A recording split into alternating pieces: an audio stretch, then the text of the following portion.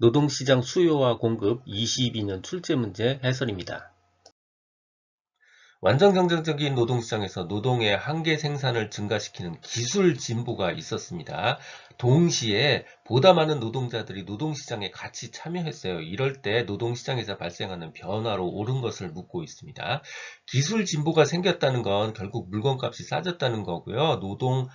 제품 수요가 늘어서 노동 수요도 같이 늘었다는 것을 의미합니다. 하지만 노동 공급도 같이 늘었어요. 그래서 노동 수요도 늘고 공급도 늘었으니까 고용량은 반드시 증가하게 돼요. 필요성도 늘고 공급도 늘었으니까 고용량은 반드시 증가하지만 노동의 수요와 공급이 같이 늘었기 때문에 도대체 임금은 증가하는 쪽일지 감소하는 쪽일지 잘 알 수가 없습니다. 그래서 노동 고용량은 증가하지만 균형 임금의 변화는 어느 쪽으로 갈지 불명확합니다. 정답 바로 1번입니다.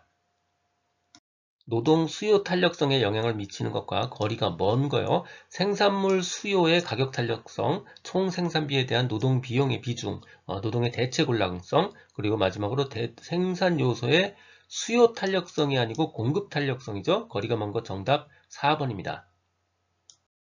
노동수요 탄력성이 0.5로 주어졌고요. 임금의 변화율이 5% 상승으로 주어졌습니다.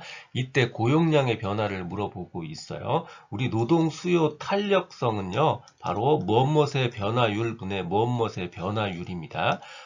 분모는 임금의 변화율이고요. 분자는 고용량의 변화율 혹은 노동 수요의 변화율입니다. 자, 우리가 물어보는 게 바로 고용량의 변화율, 즉 노동 수요의 변화율이니까 이걸 우리가 X라고 놓게 되면요. 고용량의 변화율 X는요, 바로 수요 탄력성에다가 임금 변화율을 곱해주면 되죠. 수요 탄력성 곱하기 임금의 변화율입니다. 그래서 탄력성 0.5, 임금의 변화율 5% 해서 2.5%를 얻을 수 있고요. 임금이 상승하면 당연히 노동 수요량, 고용량은 감소하는 방향으로 가죠. 그래서 2.5% 감소한다. 2번이 정답에 해당하게 됩니다.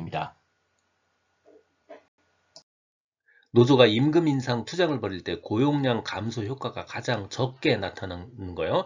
그러니까 임금을 많이 올려도 고용량이 조금밖에 안 주는 경우를 이야기하는 겁니다. 즉 노동 수요가 비탄력적일 때를 이야기하는 거고 결국 임금 노동 수요 탄력성이 작을 때 가장 작은 값일 때를 얘기하는 거예요. 바로 정답 1번입니다. 노동 수요 곡선이 이동하는 이유가 아닌 거예요. 노동 수요 곡선의 이동 이유가 절대로 될 수 없는 게 바로 임금 수준의 변화입니다. 그래서 틀린 거 정답 1번입니다. 임금 수준의 변화예요.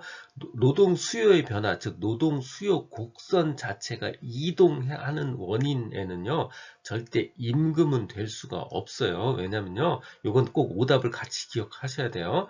왜냐하면 노동 수요 곡선 자체가 임금의 변화에 따른 노동량의 변화예요. 그러니까 임금 그 자체는 노동 수요의 이동을 설명할 수는 없습니다. 오직 노동 수요량만을 설명할 수 있을 뿐입니다. 다시 이건 오답을 통째로 기억하세요. 노동 수요 곡선의 이동은 절대로 임금이 될 수 없습니다.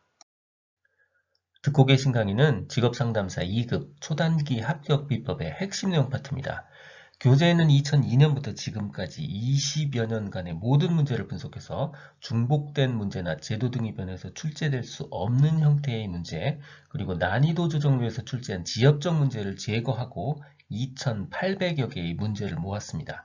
이 한 것만으로 완벽한 수험 준비가 될 수 있도록 했습니다. 군더더기 없는 핵심 이론 파트, 그리고 단원별 완벽한 기출문제집 파트로 구성했습니다. 교보문고 예스24 등 상용 전자책 형태, 인쇄 가능한 PDF 파일 형태, 종이책 형태, 그리고 스마트폰 앱 형태 등 필요에 따라 다양한 형태로 구입할 수 있습니다. 동영상 아래의 댓글에 구매 링크를 넣어드렸습니다. 개별 기업 수준에서 노동에 대한 수요 곡선을 이동시키는 요인을 모두 고른 것이요. 노동 수요 곡선 자체가 임금에 따른 노동 수요량의 변화입니다. 그러니까 이 곡선 자체에 이미 임금이 포함되어 있어요. 그러니까 이 곡선을 이동시키는 원인이 절대 될 수 없는 게 바로 임금의 변화입니다. 그래서 정답 3번이에요. 노동 수요 곡선의 이동에 영향을 줄 수 없는 게 임금이라는 것은 이 문제의 유형 말고 다른 유형의 문제로 굉장히 자주 출제되는 중요한 개념입니다. 반드시 기억을 해두시는 게 좋습니다. 노동의 수요 곡선을 좌측으로 이동시키는 경우로 볼 수 없는 거예요. 노동의 수요 곡선이 좌측으로 이렇게 밑으로 내려가면 경제 규모가 작아지고 수축되고 있다는 뜻이고요. 이렇게 우측으로 가면 경제 규모가 커지고 성장하고 있다는 뜻입니다. 그러니까 노동 생산성이 감소하거나 생산물의 수요가 감소하고 있다는 것은 이렇게 경제가 수축하고 위축되고 있다는 뜻입니다. 좌측으로 내려간다고 있다는 뜻이고요. 생산 요소의 가격이 하락한다. 이거 디플레가 일어나고 있다는 뜻입니다. 이것도 마찬가지로 경제가 수축하고 있다는 뜻입니다. 하지만 인구가 증가하면 전체적으로 경제는 성장하죠. 그래서 볼 수 없는 것 바로 정답 4번입니다. 노동시장에 관한 설명으로 틀린 거요. 선택지문 2번, 3번은 재화시장과 노동시장이 모두 완전 경쟁 상태일 때를 묻고 있습니다. 모두 완전 경쟁 상태일 때 재화 가격이 상승하면요. 노동 수요 곡선 자체가 오른쪽으로 이동합니다. 균형점이 오른쪽으로 이동하는 게 아니고요. 수요 곡선 자체가 오른쪽으로 하게 됩니다. 이거 맞는 답이고요. 마찬가지로 임금이 하락하면 노동 수요량은 장기에 걸쳐 더 크게 증가하게 됩니다. 자, 1번과 4번은요. 재화시장이 불완전하고요. 하지만 노동시장이 완전 경쟁 상태일 때를 묻고 있는 겁니다. 자, 노동시장이 완전 경쟁이면 모든 비용에 관련한 건 시장의 규칙을 따르게 돼 있는 겁니다. 그러니까 노동시장이 완전 경쟁이면 개별 기업의 한계 요소 비용 일정하게 되고요. 완전 경쟁이면요. 한계 수입 생산보다 낮추게 되면요. 노동자가 돈 더 많이 주는 기업으로 떠나버리면 됩니다. 왜냐하면 노동시장이 완전 경쟁이니까. 그래서 틀린 거 정답 4번입니다. 자, 여기서 어렵겠지만 수요 독점 노동시장에 대한 내용 같이 한번 정리하실 필요가 있습니다. 자, 수요가 독점이다. 즉 노동 수요가 독점이란 얘기는 아주 극단적으로 얘기하면 그냥 일터가 하나밖에 없다. 이렇게 생각하시면 돼요. 자, 일터가 하나밖에 없다. 수요 독점인 경우에 고용 수준은요. 한계 생산물이 일치하는 수준까지 경영인은 낮출 수가 있습니다. 고용 수준을요. 하지만 해당하는 임금은 상응하는 임금 수준을 제공하지 않아도요.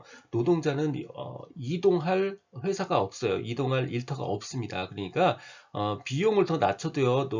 근로자는 항거할 수가 없습니다. 그래서 결국 임금도 낮아지고요. 고용량, 고용 수준도 같이 낮아지는 현상이 생깁니다. 이게 바로 수요 독점 노동시장인 상태예요. 즉, 다 똑같은 이야기지만 다시 정리하면 노동시장이 불완전하다면, 즉 수요 독점 상태라면 아주 극단적으로 일자리가 하나밖에 없다면 임금 수준을 낮추어도요. 한계 수익 생산보다 낮춰도 노동자는 항거하지 못합니다. 불완전일 때는 한계 수입 생산보다 낮추어도 항거하지 못합니다. 하지만 선택 지문을 보면 완전하잖아요. 그러니까 낮추면요. 항거할 수 있습니다. 네, 그래서 틀린 거 정답 4번입니다. 개인의 후방 굴절형 노동 공급 곡선에 대한 설명으로 맞는 거요. 보통은 임금이 상승하면 노동 공급이 이렇게 증가하게 되죠. 하지만 임금이 더 많이 상승하면 노동 공급이 증가하는 게 아니라 오히려 후방으로 꺾어져서 노동 공급이 감소하는 현상이 나타납니다. 이게 바로 후방 굴절형 노동 공급 곡선이에요.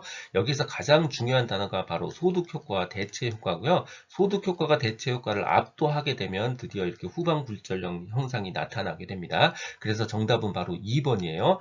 소득 효과와 대체 효과라는 단어가 가장 중요하고요. 대체 효과는 소득 효과의 반대말이니까 우리는 바로 소득 효과 하나만 정확하게 개념을 알고 있으면 모든 문제를 쉽게 해결할 수 있습니다. 소득 효과란 결국 소득이 너무 많아져서 생활이 넉넉해졌고요.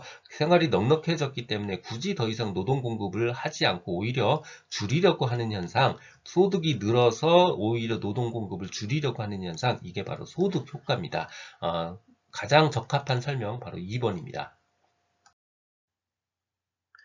기업 A가 생산한 재화에 투입하는 노동의 양을 L이라는 변수로 잡았습니다. 그러니까 몇 명 투입하느냐 이걸 L이라는 변수로 잡았어요.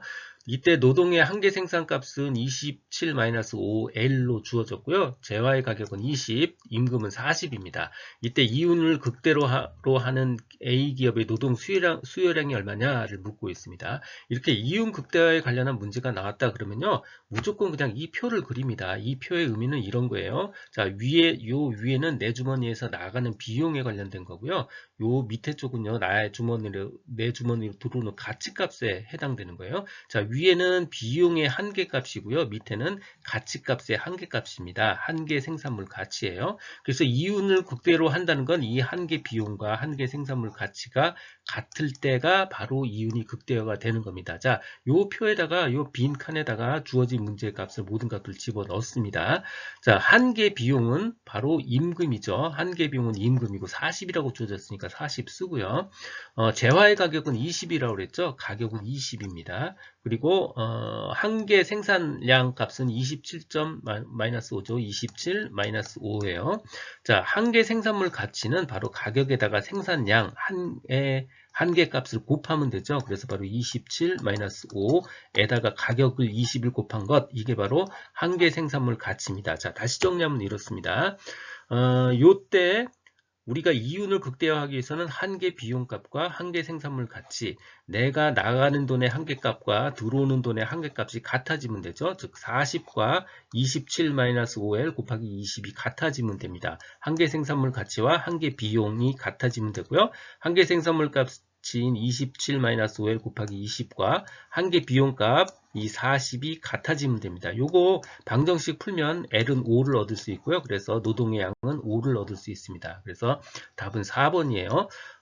내가 방정식을 잘 못 풀겠다 그러면 여기까지 풀어놓고요. 요 L 값에다가 하나씩 집어넣어 보는 거예요. 여기다가 L에 2를 집어넣고 3을 집어넣고 4를 집어넣고 해서 요 값이 40이 나오는 값이 정답입니다. 이렇게 푸셔도 됩니다. 이 내용은 블로그와 전자책에 동일하게 그대로 있습니다. 도움이 되셨다면 좋아요, 구독 부탁드립니다. 지금까지 라디캠지기 꾸벅이 박종규였습니다. 감사합니다.